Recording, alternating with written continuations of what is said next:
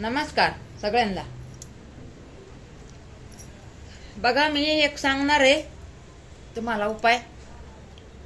ऐका, हे आईचं करा, आपला परिवार सुखी ठेवा. बघा हे का, हे अद्रकीचा तुकडा काळ्या चहामध्ये टाकायचा. काळा चहा उकळायचा चांगला. 1 ग्लास पाणी म्हणजे 1.5 कप पाणी.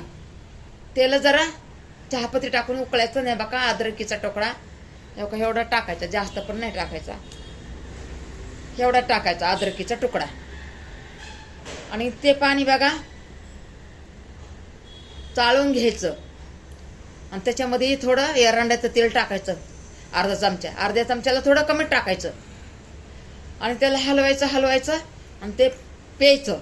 आणि बाकीचं 1 कप उरतंय ना, आपण 1.5 कप बनवणार आहे ना, बाकीचं 1 कप उरतंय ना, ते आपण त्याच्यानंतर हळूहळू प्यायचं.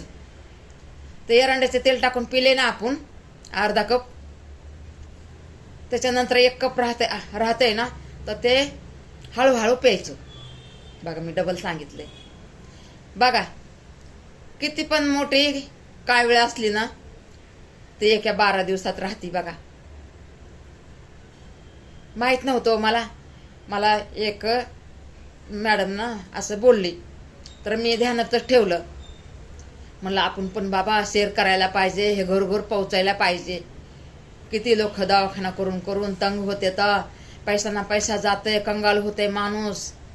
घरात खायला पैसा राहत नाही, लेकरा बाळाच्या तोंडातून काढून आपण दवाखान्याची भरती करतो. डॉक्टर म्हणतो आज या, आज नाही फरक पडला तर परवा या, ही दवागोळी संपून टाका सगळी.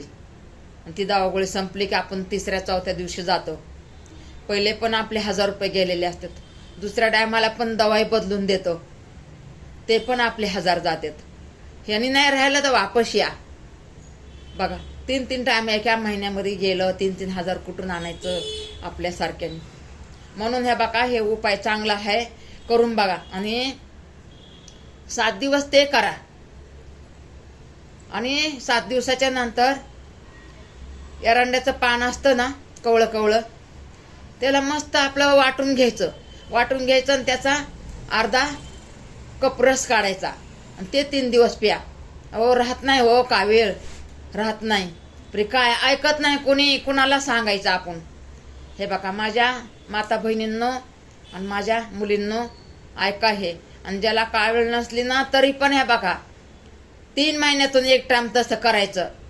काळा चहामध्ये एरंड्याचे तेल टाकायचं थोडंसं, अर्ध्या कपामध्ये. आणि नंतर 1 कप राहिलेला हळूहळू प्यायचा.